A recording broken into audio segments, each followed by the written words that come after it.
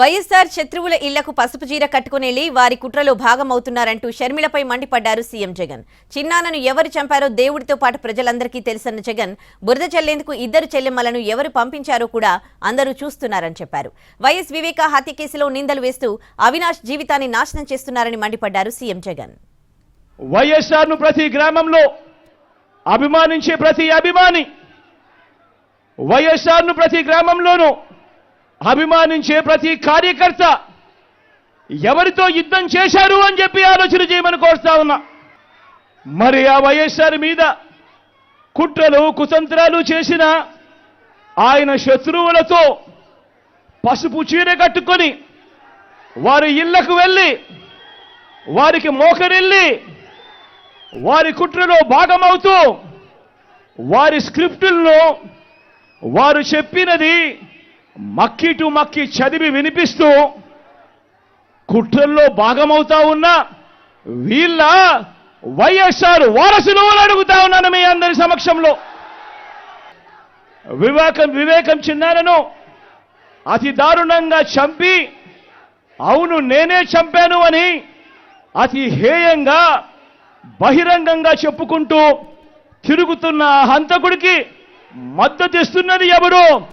మీరే రోజు చూస్తున్నారు కదా అని అడుగుతా ఉన్నాను.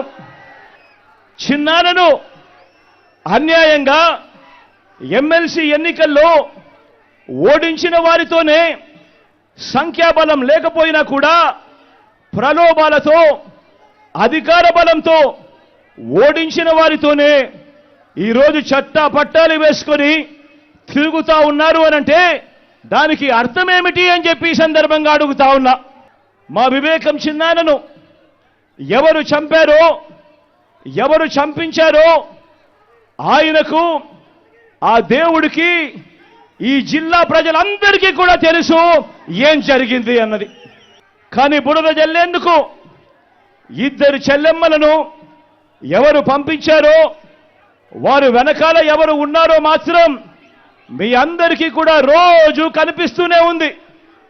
ఏ తప్పు చేయలేదని నేను బలంగా నమ్మాను కాబట్టే నేను అవినాష్కు టికెట్ ఇచ్చాను. ఈరోజు అవినాష్ అడిగిన ప్రశ్నలకు సరైన సమాధానాలు చెప్పలేని వీరంతా చిన్న పిల్లాడైనా అవినాష్ను దూషించడం, అవినాష్ను తెరమరుగు చేయాలనుకోవడం ఎంతటి దారుణమైన కార్యక్రమమో అన్నది ప్రతి ఒక్కరూ కూడా గమనించమని అడుగుతా ఉన్నా. మా అందరికన్నా చాలా చిన్నోడు అవినాష్, చాలా చాలా చిన్న పిల్లోడు.